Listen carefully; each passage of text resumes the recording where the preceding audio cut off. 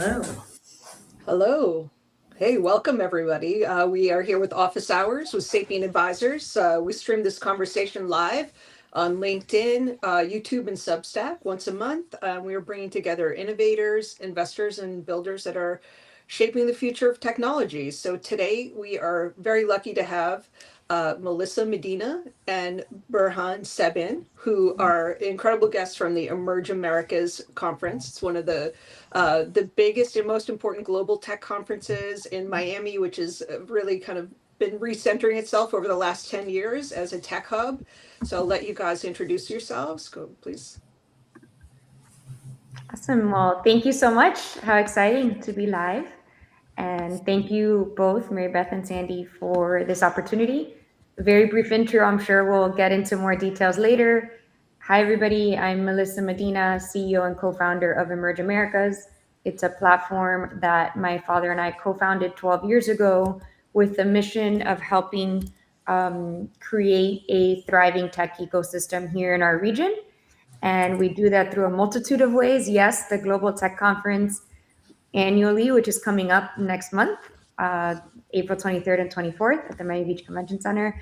But we also host accelerator programs, 30 to 40 other types of events throughout the year. We track venture activity and are seen as thought leaders in that space as well. So it's exciting to be here and excited to share this time with my awesome colleague, Burhan Sebin, which can intro himself. Thank you so much, Melissa. I'm Burhan Sebin, Chief AI Officer at Emerge Americas. Thank you so much, Mary Beth, Sandy, for hosting us here, and so lucky to share this with Melissa.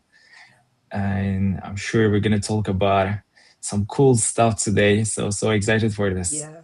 Let's start. We'll start a little bit with our origin story, and then I'll kick it over to Mary Beth. I think so. We were part of your original first cohort for the small business venture labs last year, which was amazing and really Yep. just helped, I think, us hone in on what we were doing and really kind of confirm that we were on the right path. So, do you want to talk a little bit about what that journey has been like for the small business lab and the other programs you have? Yeah, of course. And truly, that was what connected all of us, right? Which is Yep. exciting to see that from that program where we met, now we're here today and have this opportunity.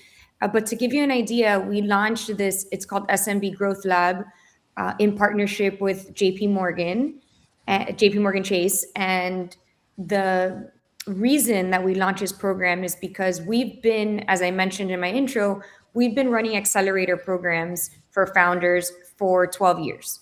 And it truly is kind of the heart and soul of our effort, because if we're able to provide founders with tools to help them scale their company, with potential investment, with talent for them to hire, then we think that creates a positive snowball effect. Now, we were missing a gap there, which was really creating a program for the economic engine of our country, of our state, which is SMBs. Mm-hmm. And so we, after a conversation with JP Morgan and internally as well, saying, can we be the organization that helps bridge that potential digital gap that some SMBs unfortunately find themselves in?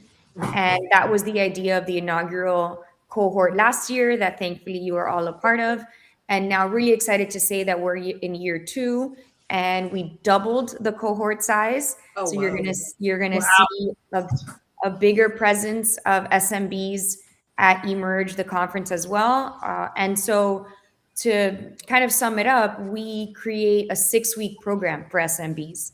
And it's hybrid, some in person, some virtual, leading up to the conference where we provide space, as you know, networking opportunities, and really an opportunity to experience Emerge, the conference in April as well. So that's kind of the story of the SMB Growth Lab. Our hope is to continue to grow that annually the same way we've grown our accelerator programs, and that we continue to make it more and more robust. We take it statewide, we take it nationally. That's our sort of long-term goal. Okay. I love it. I tell everybody about it. You're the I best ambassadors.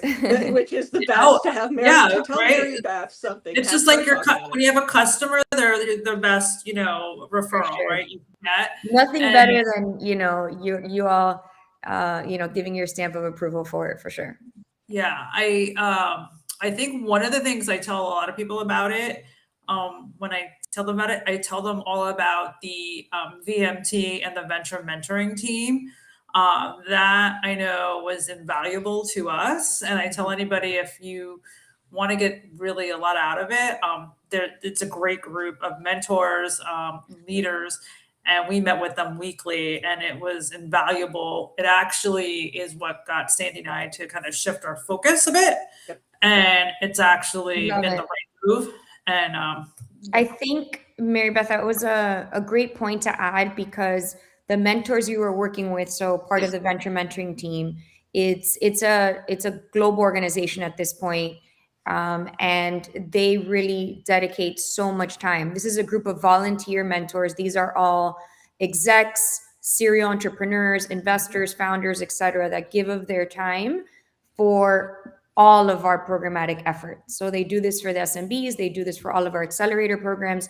We've been working with them now probably close to 4 or 5 years, and we've seen the benefit and the difference that the venture mentoring team, which we call VMT, has given to the program. And so to hear that that was, a valuable asset that this program brought to you all is music to our ears, because we continue to work with them and they continue to provide such an amazing resource to our network.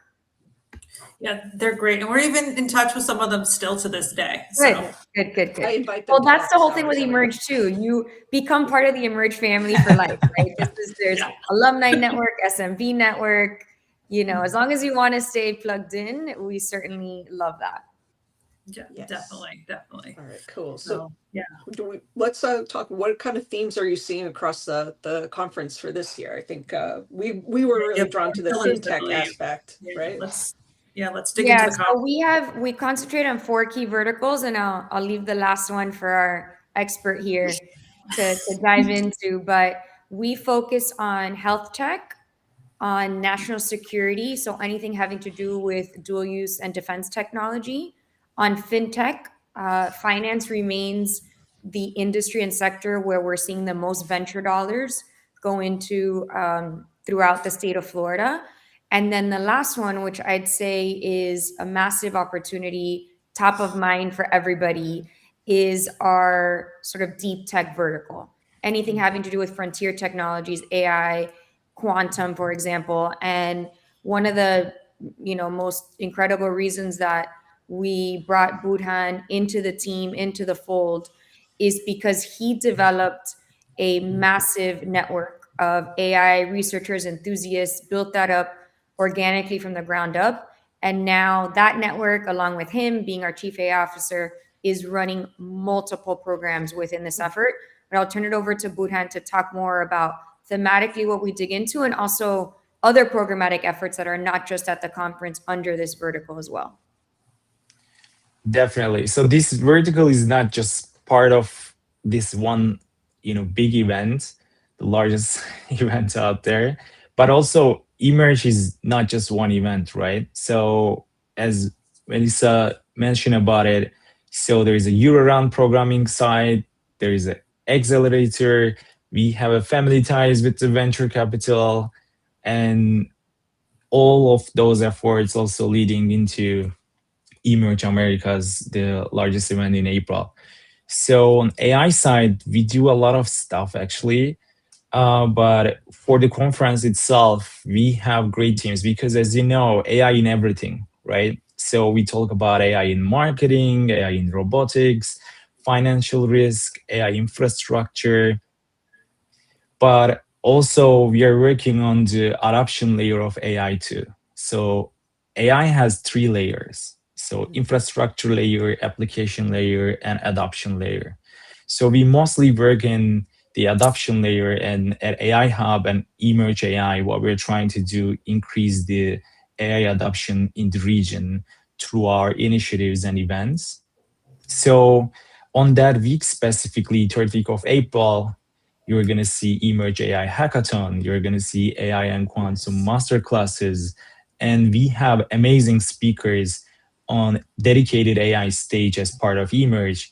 You're going to hear from IBM, Intel, OpenAI, Microsoft, Meta, Google, and a lot of great AI scale-ups and startups. And not only this, but also you are going to have a chance to engage with them at the expo floor as well, which is right now almost full. So and from the it's a quantum perfect side too, right? We have IonQ exactly represented at the conference as well. And I think these are all emerging technologies, pun intended, that we want to make sure that people are focused on, because no matter what size of the business, right? We started the conversation with SMBs, larger startups, growth stage companies, Fortune 500s. Everyone should be looking at these and how it affects their businesses or streamlines, creates efficiencies in their business, how it's going to affect their workforce. I mean, there's so many, what are the ethics behind it? So many discussion points, I think, around these technologies, but we cannot ignore them. That's what Emerge is for as a platform. We want to make sure we're having all of these conversations and kind of bringing them to the forefront. Yeah, exactly. Like especially like thank you for the quantum angle, because like everyone talks about AI right now, but also like with AI and quantum together, it's the future. So we want quantum to be a mainstream as well. So that's why part of those AI and master classes, there is a quantum master classes as well, sessions, and also at deep tech stage, we have some quantum sessions as well. And not only deep tech stage, quantum is going to be part of other stages as well, because it has it also has different use cases in healthcare, in finance, especially in defense tech and national security as well. So these are some of the teams that we mentioned right now, but there are more than 250 speakers and there are 6 stages at Emerge. So There's a lot to probably Lots of see. you're content. gonna learn a Yeah. lot. Action You're packed, going to to say learn a the lot. least. And what I love about Emerge and what you guys do, and even last year saw it, and I know now you've broken out a separate vertical, but you've intertwined these emerging technologies with those industries and their impacts, right? So in healthcare, fintech, all that, and the different use cases. And then, in December, I remember you announced the whole quantum initiative, and, we're seeing AI and quantum converge, also blockchain technologies as well, and with agents. So I'd imagine that's all going to be intertwined as well because it's all coming together, is how I Yeah. see it. Yeah, So, definitely. And I think that's one of the unique factors of our convening is that we're one of the only cross-industry events where there are applications, like you said, of all these emerging technologies across multiple different industries. There's also intersection between healthcare and national security efforts and fintech and AI and quantum, of course, cybersecurity, how that plays a role and threads through all of these industries. So it's interesting to see, for example, these high level government officials spending time in the NatSec area, but then wandering over also to the deep tech, AI, quantum area, and seeing how those applications could be applied or affected in their industry. Same thing with like doctors and healthcare professionals that are attending. But we hear that a lot post emerge, which is exciting. We're getting a lot of different industry stakeholders together and having conversations together.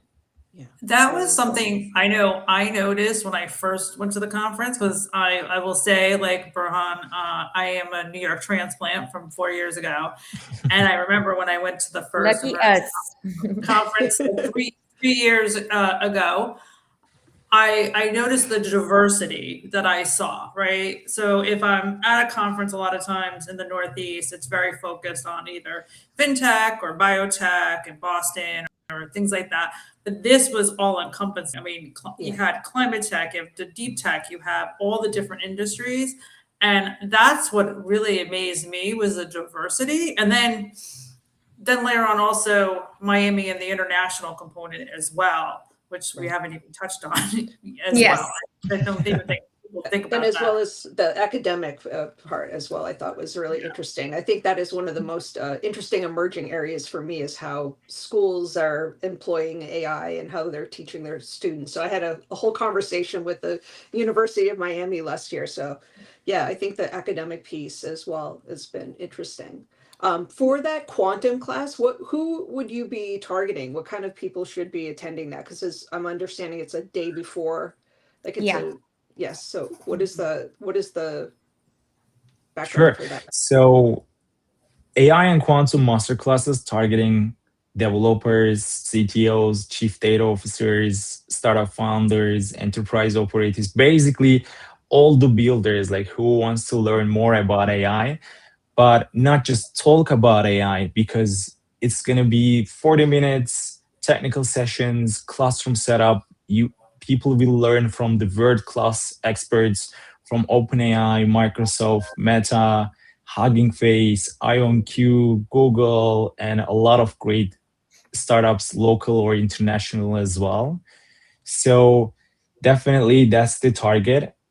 This we didn't want just do another panels and keynotes. We already have very strong lineup for that on April 23rd and 4th. So this full day is just focusing on the builders, and it is one of my favorite initiatives so far. Nice. Yeah, we're super excited to bring this. It's been a programmatic effort that we're launching the day before Emerge this year as a pre-conference day based on the need for it and the request for it. And that's kind of the exciting part where people want to roll up their sleeves and, get more technical, learn a little more about these applications. And so we're offering it this year, which is exciting. That's awesome. No, I think that's great. And it's perfect timing to have that the day before and before, everyone goes all around the expo floor. And I just know that, unless you do it, you can't learn, right? It has to be experiential, and like devoting a whole day to allow people to do that. And then they can also they can collaborate together and learn together, I would imagine, as well. I mean, Exactly. So like every initiative that we have right now, so all those students or attendees becoming part of the community, like I call that like emerge universe, just like you were part of the small business growth program, and you're part of the family, you're part of the universe, and now we're doing this.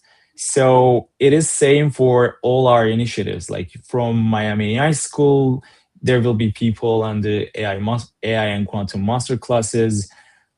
We have all year-round programming side as well.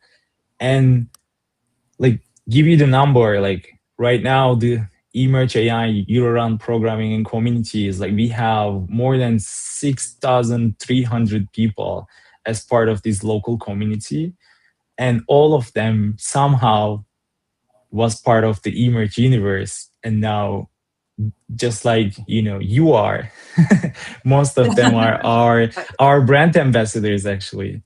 Yeah, I think one of the things I really love, just as Miami has been changing so much, is that you are including the community, right? So instead of letting gentrification push the community out, you're doing more of the hackathons. Do you want to talk a little bit about that and how Yeah. you're embracing the Miami Yes, community? of course, because I think that's part of the sort of founder story here and why Emerge even exists. I'm born and raised in Miami, immigrant family, both parents, like many of us that were born and raised here in Miami, fled communism from Cuba. And the reason that I have the opportunity that I do, did I freeze? Sorry. We I can think still I hear you. froze there. Yeah, you froze You're for a good right moment. now. You're okay. Good. I'm sorry. We're good. Good catch. Technical difficulties. Sorry about that. The reason that I had the opportunities that I had is because of my parents and grandparents' fortitude to leave everything behind and take the leap of faith to this country. And it's not only this country; it's we're here, home, where we were given these opportunities in South Florida, and that definitely is it's part of my DNA. It's part of the Emerge DNA when we thought of bringing together these key ecosystem stakeholders, which I call entrepreneurs, investors, global tech execs, government, and academia, all under one roof here in South Florida, was because we felt there was a void in the market. We felt there was all the elements to become a thriving tech hub, but that there was no one really bringing all these decision makers here, continuing to have this conversation, share this narrative, and community and impact is synonymous with Emerge.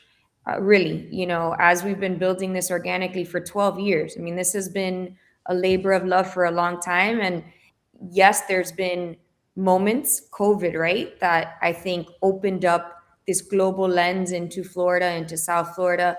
Not that we ever want to go through a pandemic again, but there were silver linings for our state, right? And looking back now, you see the influx of financial capital, of companies. Leveraging that has been phenomenal as well, but never losing sight of the fact of where we came from, why we started this, and the impact that we have in our community, which is why we do programmatic efforts year round, why we do something called an Empower series to help founders that usually have maybe struggle harder to get funding, right? We're creating spaces for them, and it's an important thought process of what we build. And then hackathons, of course. And Burhan is brilliant at creating programming. Miami AI School, that was all his idea. Oh, wow. I don't know, Burhan, you want to talk a little bit? Yeah, please. That That sounds but awesome. it's a we'd love great to.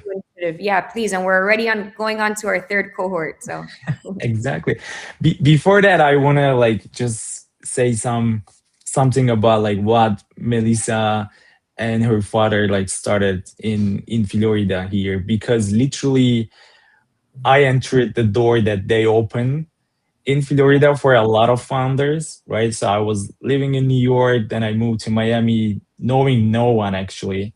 And then I was strongly focusing on what I was building that time. So founder, solo founder, working on the product. And we back in that time we didn't have like AI products that can help you to build something in 2 hours. So Mhm. it took 9 months. So In the and good old days and last year. good old days, exactly. So like one of those moments, like I was super focused on the product, but then we launched the product nobody used because we forgot the distribution. Classic first time founder mistake. And when I was RSVPing all the events, and unfortunately, like I wasn't attending the events. But one of those Saturday, I said, okay, don't be lazy anymore and just go to this event. It was a hackathon actually. So I joined the hackathon. I didn't have a team. I met the guys at there. Like we built a team of four. Then we won the third prize. Then that's actually how I plug That's into amazing. Miami tech ecosystem. And like Melissa was there, Mayor was there, like Francis Suarez, like whole venture Miami team was there. That's like how it all started. And I still, talk with all those guys. Still, they are part of right now this hackathon. They're still attending hackathons like with that That's team. amazing. That's amazing. Oh, wow. So, It's like, great learning what and we great ideas come out of hackathons. Used to run exactly. them at my old job, so yeah, And it's now, like, you remember the old hackathons, like they were like 1 week long or like Yeah. 3 days long. three So right days. Yep. now, so More what we Condensed, yeah. now we shorten that. It's more faster. condensed. Technology It's now. more condensed. Exactly. Because now you can build things in just 30 minutes. So Hmm. that's actually the idea of Emerge AI Hackathon on April 18. Hopefully, it's going to be the same scenario, like same story for some other solo founders out there, like who just moved to Miami or like they are not part of the community. So hopefully, it's going to help them. So on that full day, the the team is Enterprise AI. It's backed by Haze Labs, amazing guys. I think you should host them They here are as well. Yep. It's also backed by Lovable. So we give people like $100 credits to help them to build their dream product. Nice. And then we have amazing judges from investors, from Haze Lab, from local tech leaders. So it's so exciting. So that whole week is like it's amazing. Like it I makes me I so can excited. agree. I can agree with what you're saying, Burhan. Like once you get like break in there, like you did at that event, people connect, and that's what I found in Miami too. And I went to, and I know you guys were part of it. You got it to help to get it together in a week. Was the She Build and Lovable event that just happened, and I attended that. I mean, in a week, we didn't have uh, any place in Florida, South Florida, and in a week, you guys helped put it together where they had 300 participants. And I remember I was there and I bonded with some people that I hadn't met before, and made some new connections, and we're in touch, and getting together with some people, and it's great. I mean, that kind of thing. There's nothing quite like it, especially when you work together on something like you did in the hackathon. I'm sure with your team you get like bonded together. Absolutely. Exactly.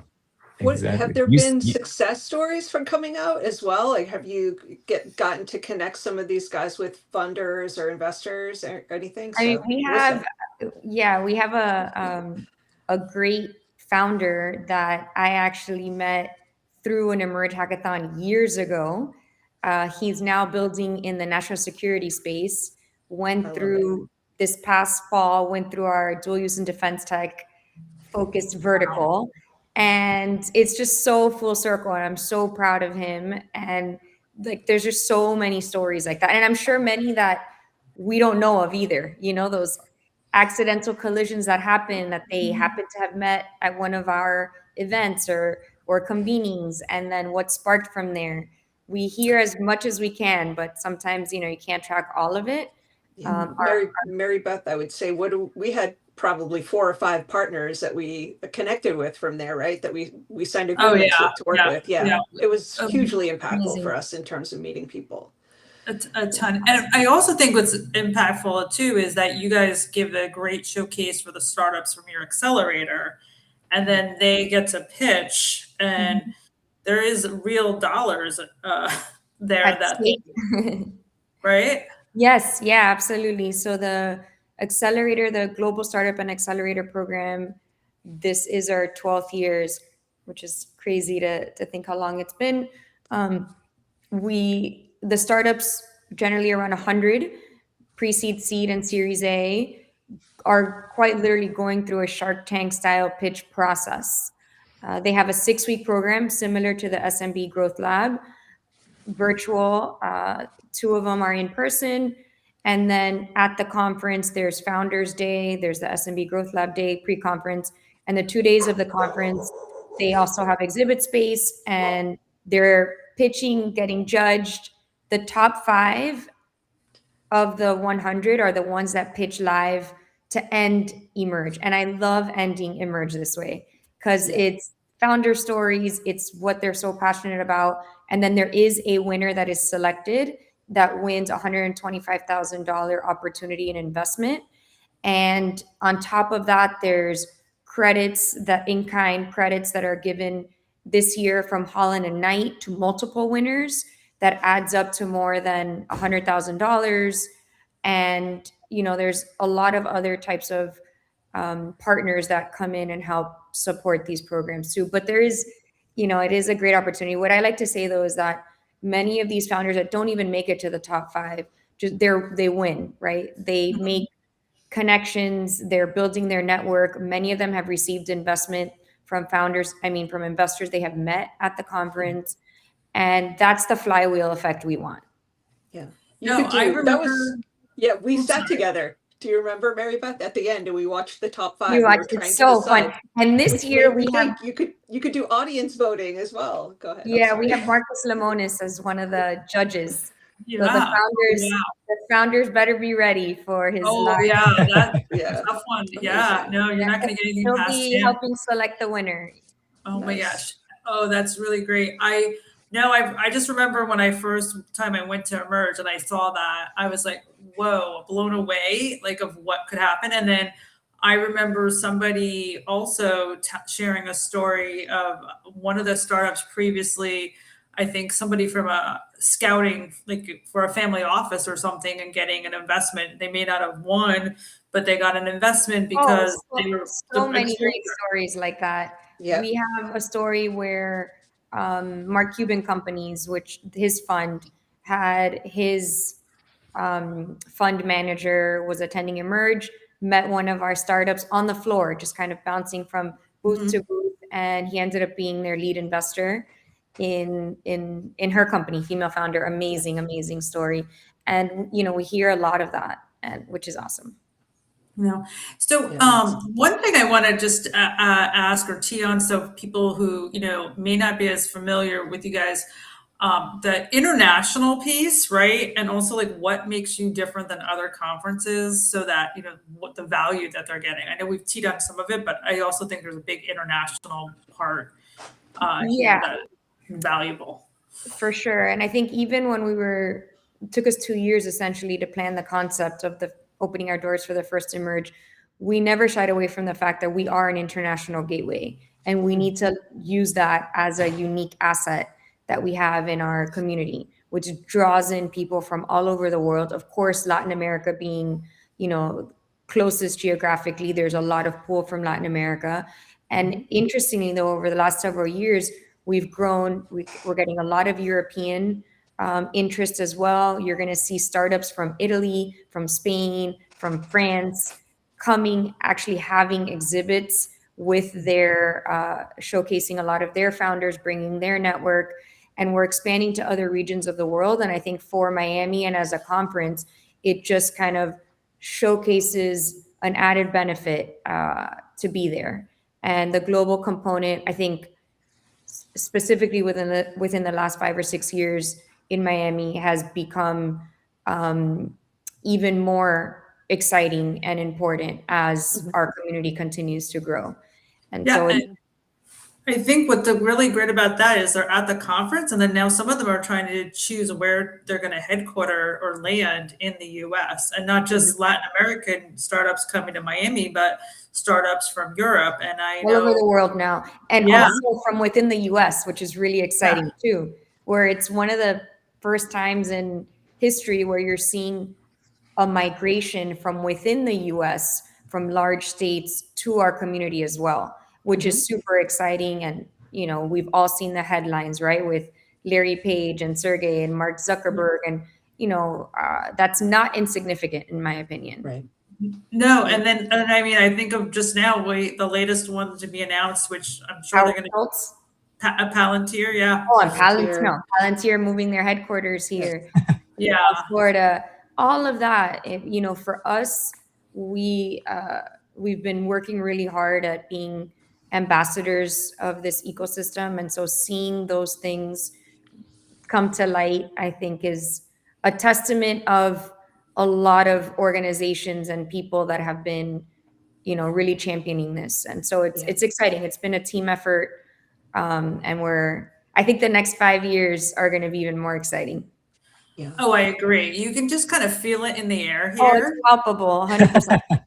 Yeah. I don't know about you, Burhan, but I like kind of feel it in the air. It's a different feeling than I have like up in in the Northeast, but it's a good feeling.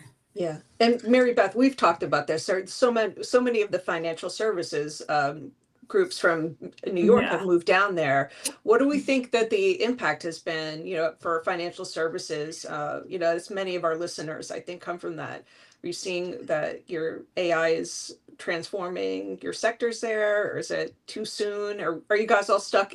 Everyone else seems to be stuck in their POCs. Or is it moving down there? What are you seeing?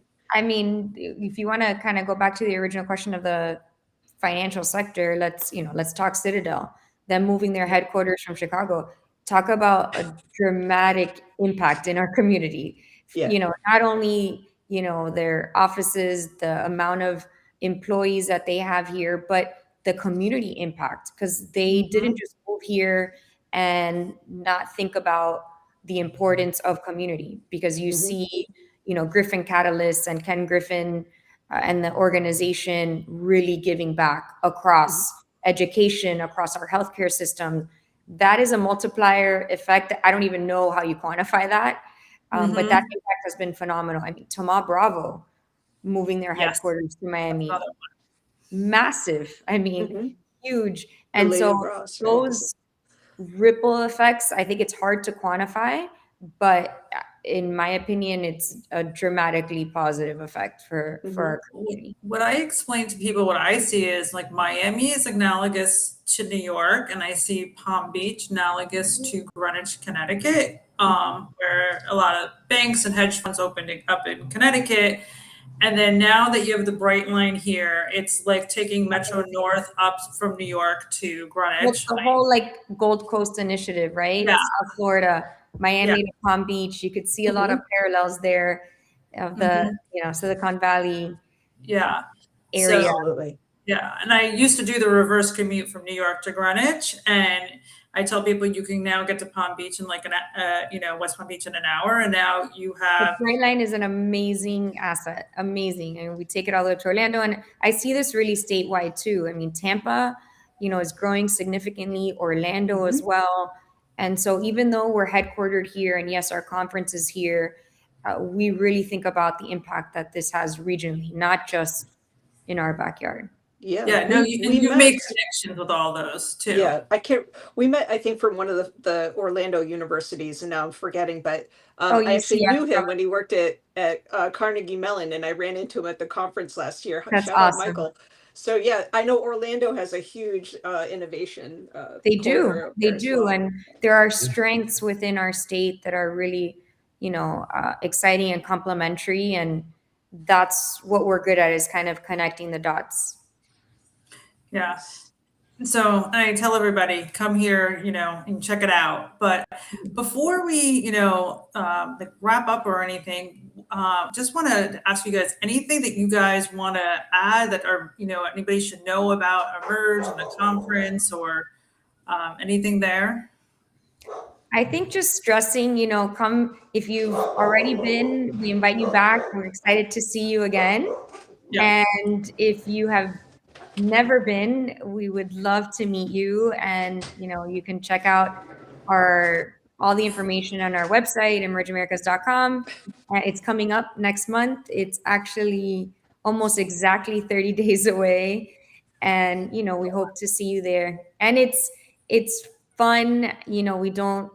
We're in Miami. It's colorful, it's energetic, there's music, it's a very positive, what we like to call unconference. Yes. And lots Yes. of art as well in Miami. Yes, I agree Sorry with about that. the dogs. I don't know if you were hearing my dog Oh, it's situation. That's fine. It happens. It At happens. home. And Yeah. if I'm involved, there's always a dog. Okay, sorry, go I have ahead. We're two live. running around somewhere too. Don't worry. We're live. Yes. So what we usually do is we kind of do a couple like fast fire questions before we wrap up.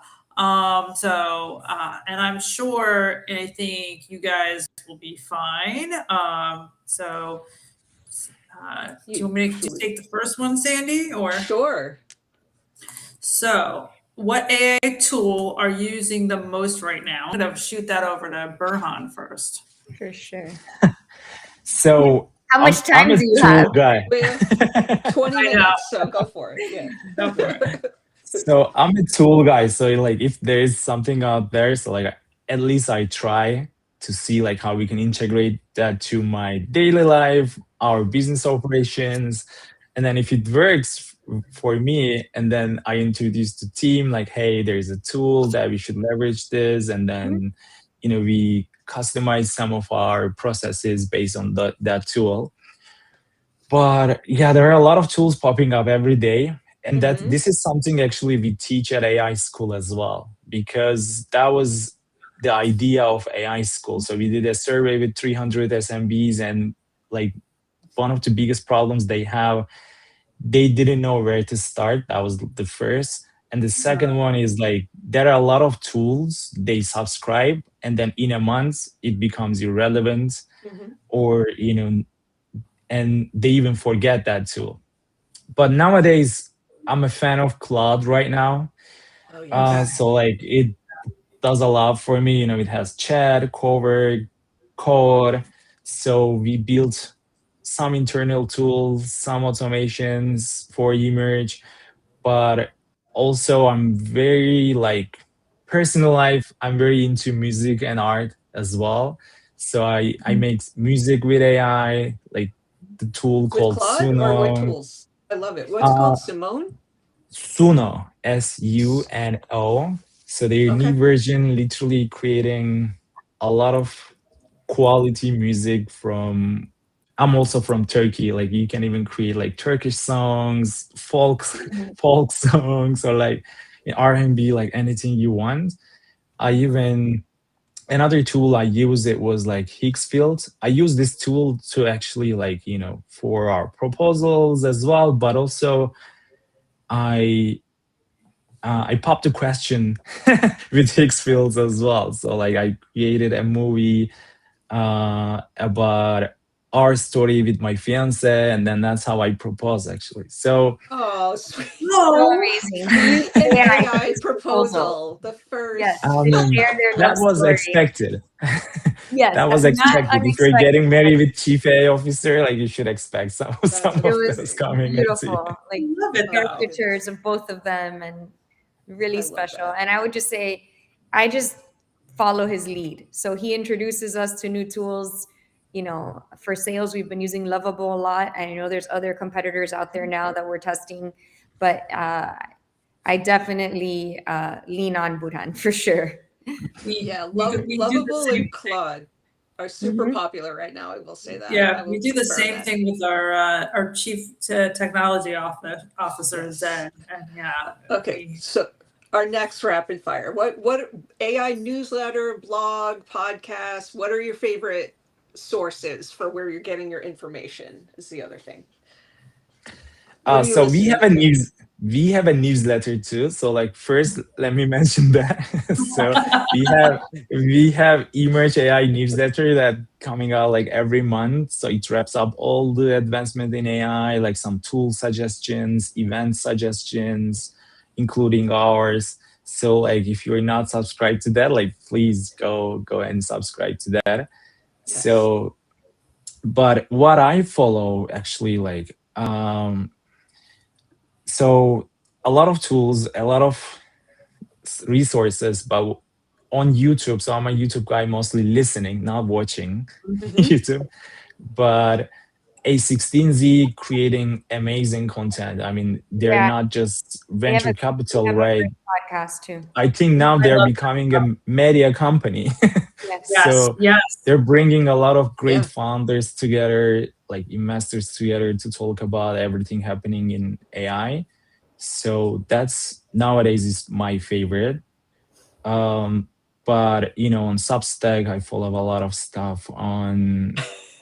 Follow Oh, who do Mary you Beth. follow on But Substack? another Yeah, another you can tool say. suggestion, another tool suggestion would be actually Notebook LM. So like Oh yeah, everything I Yes. follow, I put them together on Notebook LM, and then Yes. I create my own version of that podcast, and then listen on car at gym. Like it's a Yep. perfect tool for me. That's my new favorite is Notebook LM. I've been talking with Mary Beth about that. That I have all of the Sapient advisors as the sources, and I'm starting to generate and kind of just play around with it. So I'm in agreement with you there. Yeah, we're in the same boat with you, Burhan, like playing around, and we keep going over to Zed, our CTO, like, Zed, we found another one. What do you think? And he's like, Yeah. I think that was an important tip. I think even our first podcast we did with Dave Merwin, to not just sign up for a year and just waste the money. Sign up for a month. It might be a little bit more expensive, but you might only use it for a month, and yeah, then play out as much as you possibly can and get it to, you know, to the point where it's no longer can do what you need it to do. And that's why I actually started using Lovable. I'm a big Miro fan, as we'll also find out about more about Miro next month on our office hours. I kind of got to a point where I couldn't do any more with Miro, and Lovable just made more sense. So it's been a little bit more baked, I guess, as a prototype, but it's been an interesting tool to use as well. I think that's the most yeah, important skill right now. Like learn and unlearn in this yes, dynamic Yeah, environment. So I'm a I think soft skill guy the too. willingness to that's explore is it's the super important. saying. Exactly. AI So is not soft taking your soft job. The skills guy are who knows becoming more AI is important. taking your job, right? Yeah, Yeah. this is well, true. that's why I think something like the hackathon, or I went to the She Build event, it's so nice to be able to go and concentrate and learn and explore. So if you can get like, sometimes you get into the day to day and you don't explore like you would like to, but then to go to an event and explore with others and connect too is really kind of nice. So let's see, let's go to our next question. Okay. What is one founder or thinker you follow closely? Ooh, Belisa, I do mean, you we want to follow answer this one?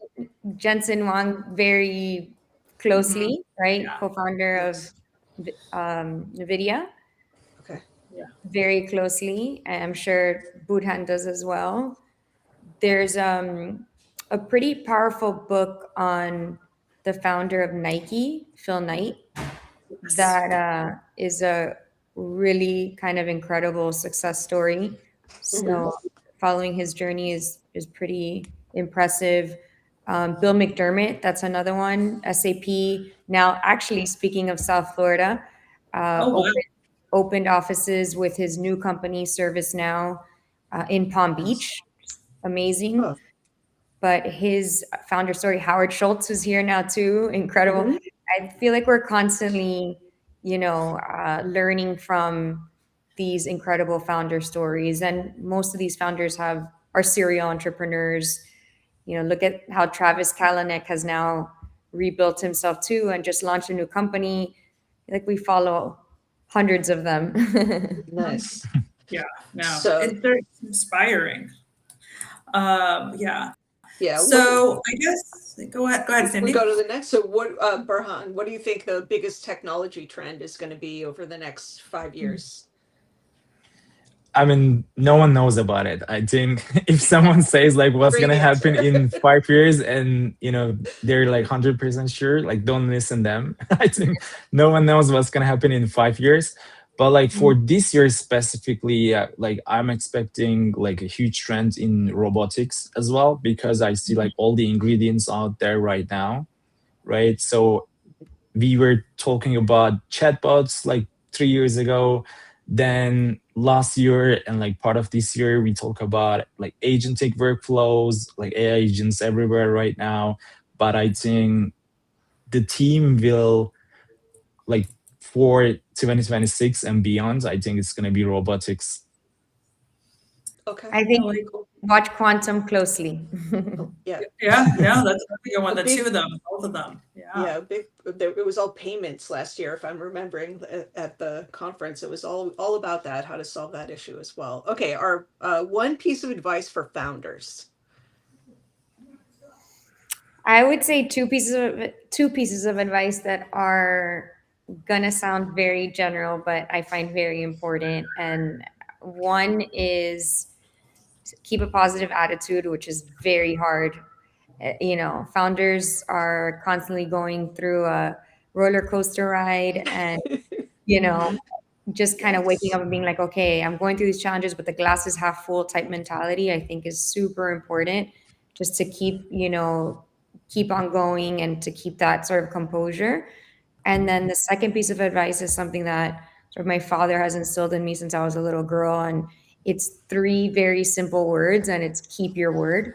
And so I think as a founder, it's it's easy to get off track or to overpromise because you're so excited about what you're building, and maybe people make suggestions, or there's an investor that's going to write a massive check, and you could be influenced. And the worst thing is to damage your reputation.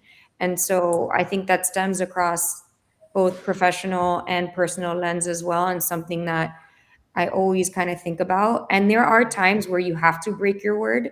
You know, for us with COVID, we had to go back to all of our partners and say, we're not having the show this month. That year, Emerge was supposed to be in March of 2020. And so I felt like I was breaking my word, but being transparent, making those phone calls and the effort. This is why this is happening. Obviously, it's a global crisis. We're going to try to deliver as best as we can, as soon as we can. So that's part of keep your word. It's, Yeah. be transparent, but when you can't, make sure that you're being honest and having a conversation about it. And it's much more important than what you sign. I promise. You Yeah. can sign whatever you want in black and white, but if you promise something that's not in the contract and you're not delivering on that, I'd say that's way more important. It's a Amazing. very good point. Very good point. No, Definitely. great advice. Any advice that you have there, Burhan? I mean, that's hard to follow. So, plus one, everything Melissa said, but like for the existing founders, like who are already building, I think for them, maybe like just stay in the game. So, because this is a long game and there are a lot of up and downs, I think it's most important to just stay in the game and keep building, keep believing yourself. So that's the being consistent is super important. For the aspiring founders, what I would say is right now, like we live in a world that you can build anything and Yeah. everything, Now's literally. the time. So there is, but the most important question is what to build. So like everyone right now nowadays talks about you have to have a taste, you have to fix the real problem, right? So that's why right now having the brilliant idea and like and execution is the most important than having the right tools and like have the technical abilities, etc. So taste is becoming more important, soft skills are becoming more important. Mhm. I would suggest like just focus on improving those kind of skills as well. Yeah. Amazing. All right. This has been a great session. I don't know, Mary you. Beth, any more questions from you, or should we Nope, wrap up? nope. We're gonna be wrapping Amazing. up. This has been amazing. Thank you guys. The other thing is, I'm going to have Burhan send us some of the links that he mentioned so that I can pop them into our email to follow with folks and our newsletter. Again, thank you, Melissa and Burhan, for joining us. It's been a pleasure. We're Thank you excited both about for the opportunity. Thank you for Of having course. us. If You're you guys welcome. are interested in fintech, the future of AI, fintech, and innovation, you should, of course, go to the Emerge Americas conference coming up in April, and it's also in lovely Miami. Yes, And exactly. Good also excuse to be here. follow Melissa, Emerge Americas, Burhan on social media, on LinkedIn and otherwise. Thank So, you. Thank you, Mary Beth and Thank you Sandy. so much. We'll You're talk this soon. has been a great session. Yeah. And then one thing just before we wrap, we just want to mention for next month, on April 28th, we will be joined by a dear friend of ours, David Cohen, who is the founder and CEO of Superposition Strategy. David is former Big Four boutique consulting. He specializes in data and AI, working with companies on their AI transformation. He's at the intersection of AI collaboration and teamwork, and how that needs to be incorporated to be successful in your AI implementation and execution. So we're excited to have David. Christine is going to be dropping in that link into the chat. And we will see everybody all next month. Thank you. Good luck Thank with you your again. Have a conference. great Thank day.